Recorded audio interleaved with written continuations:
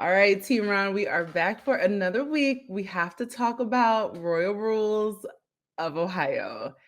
Episode 2 dropped, and I got thoughts. So I'm ready to talk about You it. you got thoughts and you got feelings. I have both. Okay, let's discuss. So if you saw our first review, you know that one of our biggest gripes, or mine, I will speak for myself. Let me not put words in your mouth. Yeah. Was the fact that they had the youngest daughter of the cast, Brenda, doing a voiceover throughout the show. Yes. The whole show. The entire that episode. Has carried over into episode 2, which means that is the tone that they want to set for the whole thing. Here's what. Why put so much emphasis on the family? Because what you do is when you put one person's voice, even if they switched up the voiceovers with the different daughters, you know, that kind of thing, I think I would be like, okay, I like that thing, right? But when you put one person doing a voiceover over the series, it makes it seem like it's their story from their point of view. Yes, correct. But it's not. It's not. It's about everybody. So why are y'all doing that? Yes, why are y'all doing that? Also, I don't want to hear her talk over every episode. I just don't. I'm gonna keep it a buck. I just don't. I don't want to hear it. No, because it doesn't add anything. No. Like, I'm already seeing what's happening. I don't need you to comment. Yes. There was so we picked up where we left off. That's usually how shows go, right? That's how it went. We picked up where we left off at the community, the baby naming ceremony. Yes. And they pulled what they pulled in the first episode. And what was that? And that is they pretended to be ambushed by yet another member of the community. Only this time, at least it was a blood relative. Yes, a cousin. So they pretended that their cousin surprisingly showed up to this baby naming ceremony. And apparently the cousin has some dealings with the father. The father tried to employ him, and he acted a fool at the job. And it caused drama between the cousins, the daughters and him, or whatever. He would go to my parents with sensitive information that Thelma would tell him. He would twist it up and tell my parents a completely different story. He looks so like, you know what I mean? So sinister, so evil. Super villain. How is it an ambush, Tiera, if he shows up and as they're, the parents get introduced and they have a speech because they want to, give thanks to the family for naming some of their children after them and all that kind of thing. Yeah. And the whole time they cut over to the cousin and he's commenting and we can hear him clearly. He's mic'd up. Yeah. No subtitle on the bottom to say, hey, this is, us picking up him talking on the low or whatever. And they put on nothing like that. He's clearly mic'd up. So that means that he knew he was filming that day. He knew he was coming. Y'all knew it. And even if he didn't, y'all in the middle of filming would have had to send a producer over there, crew member, to mic him up and say, "Hey, you're gonna be on." Yeah. So they're still we know that we know that it's all very, very produced. And that is like one of my issues with this show. It's so produced where I think they have enough to where it didn't need to be all this. Like, I think the family could be interesting enough. I think the addition of the community members, the aunties and all that, like, I think that the story could be its own thing. I don't know why we have these super weird produced storylines on top of the voiceovers. And yes, I'm going back to the voiceovers because child, that was on my nerves. It just adds to the production of it all. Like you said, just being overproduced with the voiceovers, but also with the staged confrontations. We know that reality shows do this. Of course. That's just a given. Like, we expect that. But there's a way to acknowledge that there are cameras in your face without breaking the fourth wall. You know what I'm saying? Yeah. And also, Like go ahead. We didn't need this again right after we just had this in the first episode. Because we just had that in the first episode with the auntie showing up at the bar. And it was like, a surprise visit from auntie. And it was like, not really. Same thing here. Surprise visit from cousin. Not really needed. Didn't need that. Didn't need it. They also, I kind of feel bad for you as an Ohio girl, because we got another scene where the ultimate bad boy and Nana had like a little day date. Yes. And they decided to do something that not a lot of black people do. No. Especially not on a regular basis. No. Outside of Halloween and a hayride. No. They decided to go on a day date to a cornfield. And you and I had a conversation about the name of the show. And I think you had a good point. Do you want to discuss this? How it made you feel? Let me get there, but let's talk about the cornfield first. Okay. For anyone who is watching this and is not familiar with Ohio, doesn't know anyone from Ohio, let me tell you something. As someone who grew up in Ohio, none of us are going on dates in cornfields. That is not a thing. It's not happening. That is completely set up from this show. I don't know why. It's not a thing, especially black folks. We're not, like you said, unless it's a hayride during Halloween, we're not going to hang out in a cornfield. We're not doing that. And it's like they're playing up this stereotype that like Ohio is full of farms and cornfields. And okay, here's the gag. America is full of cornfields and farms. Let's like that's not, it's not an Ohio thing. And for these girls to be living in the city of Columbus, I highly doubt that they are also taking dates or having dates regularly in a cornfield. Like, y'all gotta stop this. Y'all trying to play in our face. I don't like it.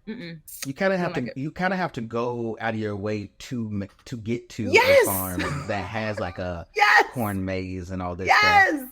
You gotta drive mad far to get to a corn maze. Yeah, it was like okay, do we go to a coffee shop or to a cornfield? Like the same conversation could have been had in a different setting. You play in our face, and or if it was an issue with like location, because you have to scout locations ahead of time. If it was an issue with like getting a location to agree for that scene, y'all could have just shot it on the back porch. We still ain't seen other parts of the house yet. Not the back porch. You know what I'm saying? Yes. But the back porch. Go on. So the name of the show. The name of the show. Again, playing in our face, because it's called Royal Rules of Ohio, which is like they're trying to make it like Ohio is one thing. It's just one place. No, there are multiple cities in Ohio. There are major cities in Ohio. Like, for example, the other franchises on different shows, like Real Housewives, for example, they'll name the city. So they'll say Real Housewives of Atlanta, Real Housewives of, help me out. Beverly Hills. Like, they'll say the city because they are identifying the city as a place. In this case, they're trying to say like Ohio is one whole place full of cornfields and farms. And that's just not, that just ain't it. That just ain't it. The title should have definitely been Royal Rules of Columbus. Or just Royal Rules. Like, why does it have to be of whatever? I mean, if you're going to put the location in there and, make it feel relevant, you could have said Columbus. You could have said Columbus, but don't play in the rest of Ohio's face, because we're not doing what y'all are out there doing. This show got about 1 or 2 episodes left out of me. It's offended you. Before I have offended. And before I run out of things nice to say. The only reason I let you speak on that part is as an Ohio native, I hate to be the one to offend any more Ohioans.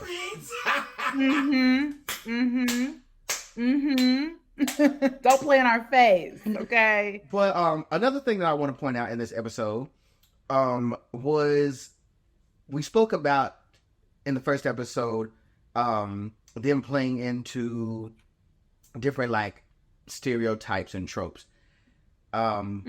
Again, not necessarily our place, but it feels wrong. So in this episode, they do it again, only this time it's in the form of the mother, the Lali, and the aunties the one we met in the first episode and another, get together to try and talk to the daughters and try to, get them in line for how they should be behaving. And they then go on to teach them how to be subservient women and remind them that they are still Ghanaian women, even though they are born in America, and they are too Americanized. And so they literally go and plan out this staging to show them how they should serve a man. Role play. My issue with that was it had nothing to do with the offense that happened, the alleged offense, which was them leaving the baby naming ceremony early and storming out and causing a scene. Mm-hmm. It had nothing to do with a man. Nope. Anyway. Nope. So how did y'all tie this into, you have to be, No we have tie. to teach you how we are and how to, and then they were serving random rice on paper plates and stuff. Thoughts? I don't want to see that again. I don't. I don't. It didn't tie in. It didn't tie in. It didn't make sense. It was clear that they shot that and it was like filler. And they were like, well, let's add this to the cousin episode, which made no sense. And I do understand that is something that is probably pretty common, within the community. And I understand that that's something that they wanted to show. But I don't think it made sense in episode 2. Like, y'all are throwing so much at us. In like episode 2, like we had the cousin situation, and then we had the father who we finally understand that he does real estate. That's how they've made their money. That is what I wanted to point out in addition, was that in the midst of all this stuff that is rubbing us the wrong way, I got one of my wishes granted. You did. Yeah. You did. So we got more Thelma. And we got to learn a bit more about the father's real estate business. Basically, he just owns multiple properties. Here's the thing. When they said that and they showed that, I was like, the editors could have put that scene in episode 1. Thank you. I had the same thought. Because it was so brief. It was so brief. They could have started the season with that scene. When they introed Thelma, they could have plopped that scene in, because that scene was just Thelma and her daddy talking about the business. They could have plopped that in when they kind of like did her, her intro. Yeah, I did not particularly like the fact that Thelma was acting like disinterested or overly disinterested. Mm-hmm. Clearly, that somebody's going to be picking up that family business. You'd be a fool not to. Clearly. So her acting so disinterested and stuff was, whatever. But I did like the fact that they granted my wish of, we got more Thelma and we got to learn a bit more about the family business. Yeah.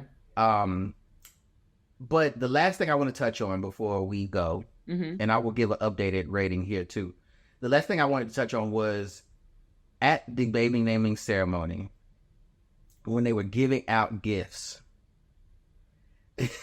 they gave they gifted jewelry to the kids or whatever. And then there's a part where the dad allegedly is flicking out gold flake dusts around. What were you, do you even think there was dust in there to begin with? I don't know. I just don't know. I don't know, T. I mean, because I was like, that's random. Very. That's so random. Very. That's so random. It was almost like they did that just so the cousin could say, like, have a smart comment or whatever. Probably. Yeah.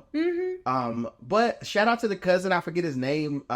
He seems so pleased to play the villain on screen. He does. He seems so excited for this. I'm like, all right, the cousin is fun. He's having a ball. I'm not mad. But overall, the needle did not move that much for me. No.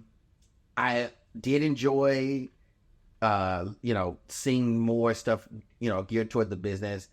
I did like the fact that the aunties sort of took more of a back seat this episode because we have 5 family members to keep up with.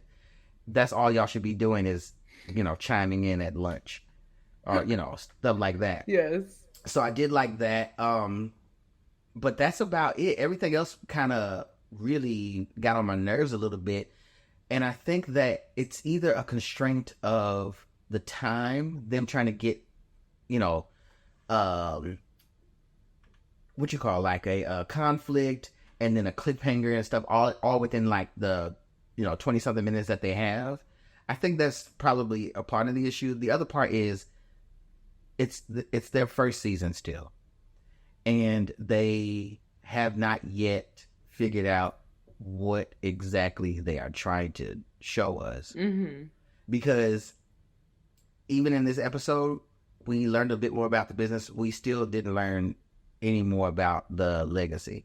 The stuff that they were showing was more so like still was just like general like traditions. It had nothing to do with royal traditions to me. So for that reason, nothing has really changed this episode. It's still at a Kevin Hart for me. Love to see people looking nice and having a good time, but I didn't learn anything new, and the voiceover is going to be a huge challenge for me. Yeah, I gotta agree with you there. The voiceover, it's on my nerves, but I'm trying. No change in the rating for me. It's still at a Kevin Hart as well. Like you said, I have enjoyed seeing these people look beautiful and dress nice and, get the makeup done and wear these beautiful outfits. So I love that. I love that they have this gorgeous house and they're living in luxury. Love that for y'all. And I do like the addition of the aunties because they can add a little kiki and they kiki with the mom, and I like that. And I miss being around like my mother and my aunties and like having that sort of like banter or whatever, listening to them talk and laugh. So I appreciate that, but the rest of it, and y'all got one more time to play in Ohio's face. All of Ohio is not the same. It's not all cornfields and farmland. Y'all got to stop this. Y'all have to stop. You think they will well, they definitely take a trip in this season, which we saw a preview of, but do you think they ever just were like, hey, let's take a drive to Cincy, or hey, let's go to Cleveland for the weekend? In real life, yes. On the show, probably not, because they're trying to portray Ohio was farmland, so they're not gonna go to cities. I thought that too. I was like, I think that they are trying to show the contrast in a way to really elevate Ghana when they get over there later in the season. I think that's part of the angle, and that's fine. That's fine. So until next week, we'll see. We shall.